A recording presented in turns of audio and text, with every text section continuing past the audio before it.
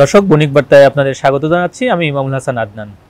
আজ আমরা কথা বলতে এসেছি শাহজালাল ইসলামী ব্যাংকের চেয়ারম্যান জনাব একে আজাদের সঙ্গে, যিনি বাংলাদেশের শীর্ষস্থানীয় একজন রপ্তানিকারকও বটে। আমরা কথা বলবো দেশের অর্থনীতি, ব্যাংকিং খাতের স্থিতিশীলতা, ব্যাংকিং খাতের নানা অনিয়ম, দুর্নীতি এবং সংস্কার প্রসঙ্গে। ব্যাংকিং খাতের বর্তমান যে বিরাজমান পরিস্থিতি, এটা তো একটা বাস্তবতা আমরা প্রত্যেকেই সম্মুখীন হচ্ছে। আপনি কিভাবে দেখছেন একজন ব্যবসায়ী এবং একজন ব্যাংকের চেয়ারম্যান দুই দিক থেকে? সত্যি ব্যাংকিং সেক্টরে একটা নাজুক পরিস্থিতি চলছে, কারণ অতীতে যেইভাবে ব্যাংকের টাকা এবং বাংলাদেশ ব্যাংকের প্রত্যক্ষ তত্ত্বাবধানে টাকাগুলো বিদেশে নিয়ে যাওয়ার সুযোগ করে দেওয়া হয়েছে, তাতে করে যে অর্থনীতি যে চিত্র আমরা দেখছি তারই প্রতিফলন। কারণ ইসলামী ব্যাংক সহ বিভিন্ন ব্যাংকের ডাইরেক্টরশিপদেরকে ডেকে ডেকে নিয়ে তাদেরকে একটা গোয়েন্দা সংস্থার মাধ্যমে তাদেরকে সই করতে বাধ্য করা হয়েছে। মালিকানা প্রত্যেকটা ইসলামী ব্যাংকের, শুধুমাত্র আমাদের শাহজালাল ইসলামী ব্যাংক ছাড়া সব ব্যাংকের মালিকদেরকে পরিবর্তন করা হয়েছে। এবং অবাধে দেখা গেছে প্রত্যেকটা পার্টির একটা লিমিট থাকে লোনের, সেই লিমিটের অনুমোদনের জন্য বাংলাদেশ ব্যাংকে পাঠানো হয়েছে, তার সাথে সাথে অনুমোদন দেওয়া হয়েছে। এক একটা গ্রুপে 50,000 কোটি টাকা, 60,000 কোটি টাকা, 1,00,000 কোটি টাকা নিয়ে যাওয়ার সুযোগ দেওয়া হয়েছে। এবং অনেক ক্ষেত্রে দেখা গেছে যে বাংলাদেশ ব্যাংকের কোনো অনুমোদনই নাই, ব্যাংক তাকে সিঙ্গেল বড়োয়ার হিসেবে অনেক এক্সপোজার ছাড়িয়ে দিয়ে দিয়েছে। কোনো এই জন্যে আমরা মনে করি ব্যাংকিং সেক্টরে যদি ডিসিপ্লিন আনতে হয়, প্রথমে সরকারকে তার জবাবদিহিতা করতে হবে, সরকারকে ফার্স্ট, এবং বাংলাদেশ ব্যাংককে ইম্পাওয়ার্ড করতে হবে যে বাংলাদেশ ব্যাংকগুলোর নিয়ন্ত্রণ নেবে, এখানে সরকার কোনো হস্তক্ষেপ করবে না। এখানে গভর্নমেন্ট ব্যাংকগুলোর উপরে সরকারের কোনো নিয়ন্ত্রণ নাই, বাংলাদেশ ব্যাংকের কোনো নিয়ন্ত্রণ নাই, পুরোটা সরকার নিয়ন্ত্রণ করে। ব্যাংকের চেয়ারম্যান, বোর্ড অফ ডাইরেক্টর সব নির্ধারণ করে অর্থ মন্ত্রণালয়, এবং অর্থ মন্ত্রণালয় লোনের উপরে বা পলিটিক্যাল পার্টিগুলো লোনের উপরে তারা করে রাজনৈতিকভাবে লোন বিতরণে, যার জন্য সরকারি ব্যাংকগুলো সিক হয়ে গেছে। আমরা দীর্ঘদিন যাবত বলে আসছিলাম সরকারি ব্যাংকগুলোকে বাণিজ্য ব্যাংকের আন্ডারে দেওয়া হোক, তাদের জবাবদিহিতার মধ্যে আনা হোক, এবং এখানে সরকার কোনো প্রভাব বিস্তার করবে না। 4টে সরকারি ব্যাংক দরকার নেই, একটা সরকারি ব্যাংক হলে যথেষ্ট। এবং banking commission, either banking commission করা হোক আর বাংলাদেশ ব্যাংকে ইম্পাওয়ার্ড করা হোক, এবং বাংলাদেশ ব্যাংকও যাতে জবাবদিহিতার মধ্যে থাকে, সরকার সেটা নিয়ন্ত্রণ করবে।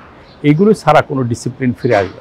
আমরা দেখছি যে বাংলাদেশ ব্যাংকের যেই কর্মকর্তারা যে পদে ছিলেন আর কি, আপনি যেটা বলছিলেন, বাংলাদেশ ব্যাংক এক হিসাবে তার দায়িত্ব পালনে ব্যর্থ হয়েছে, যার কারণে তো ব্যাংকিং খাতের আজকের পরিস্থিতি আসলো।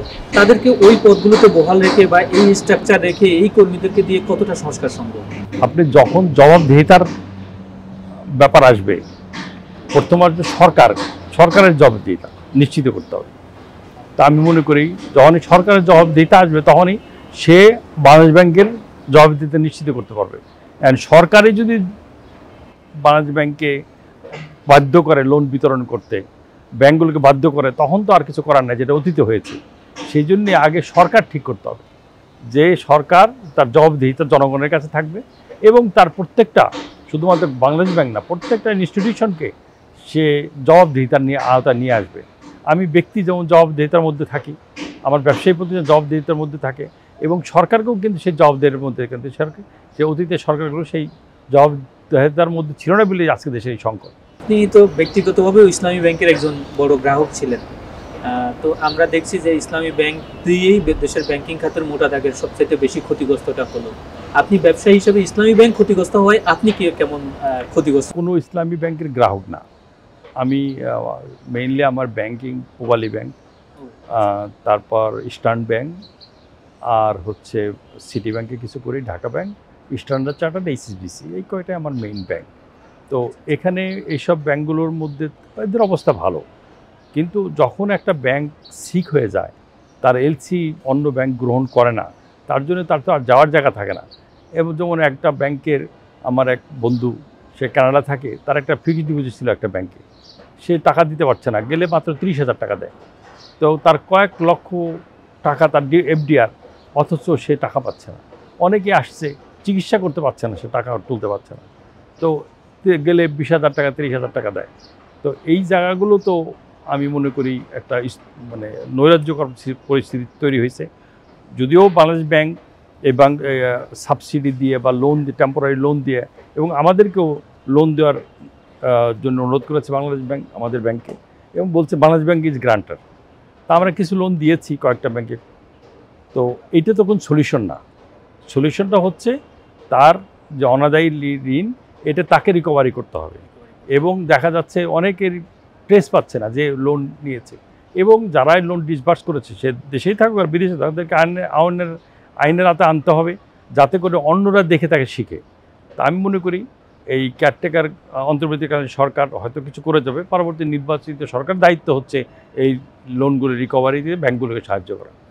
আপনি একদিক থেকে খুব সৌভাগ্যবান চেয়ারম্যান যে দেশের ইসলামী ধারার যে ব্যাংকগুলো আছে এই ব্যাংকগুলোর মধ্যে আপনার ব্যাংক ছাড়া মোটামুটি সবগুলোর মালিকানা এবং তাদের পর্ষদ পুনর্গঠন, ব্যাংকগুলোর স্ক্যাম, সেগুলো সামনে এসেছে।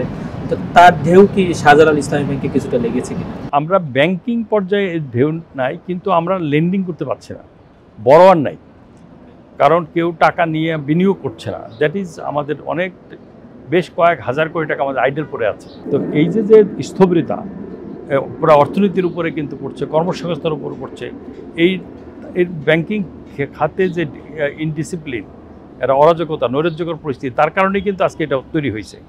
তো অন্য ব্যাংক কোনো করতে পারে, ইন্টারেস্ট রেট আজকে 14%, 13% হয়ে গেছে, যার জন্যে একজন বড়োয়ার সে এই ইন্টারেস্ট নিয়ে ব্যবসা করে সে কিন্তু লাভবান হয়ে ব্যাংকের টাকা ফেরত দিতে পারবে না, জানেন, সে বড় করছে না। আর যে বড় করতে চাচ্ছে সে লোন দিতে ফেরত দিতে পারবে না। শাহজালাল ব্যাংক সম্পর্কে জানতে চাই আপনার কাছে, এটার আর্থিক স্বাস্থ্য কেমন আছে? আপনি চেয়ারম্যান হিসেবে মাঝখানে একটু গ্যাপ ছিল, আবার চেয়ারম্যান হিসেবে দায়িত্ব নিয়েছেন, কেমন পেলেন? না, ভালো। আমাদের ব্যাংকের বোর্ড অফ ডাইরেক্টরস তারা কোনো লোনের ইন্টারফেয়ার করে না, অ্যাকর্ডিং টু মেরিট সে পায়। এবং এখানে যারা ব্যাংকের ব্যবস্থাপনা দায়িত্বে আছেন তাদের ডিসিশন হয়, তারাই সবসময় সিদ্ধান্ত নেয়, বোর্ড শুধু পলিসি দেয়। যার জন্যে আমাদের ব্যাংকটা আগেও যেরকম ছিল এখনও আছে, আরও আমি মনে করি বেটার পজিশন আমরা চলে যাব। আমাদের রেপুটেশন খুবই ভালো, আমরা গ্রেডিংয়ে ভালো করছি, আর ঋণ আদায়ও আমাদের ভালো।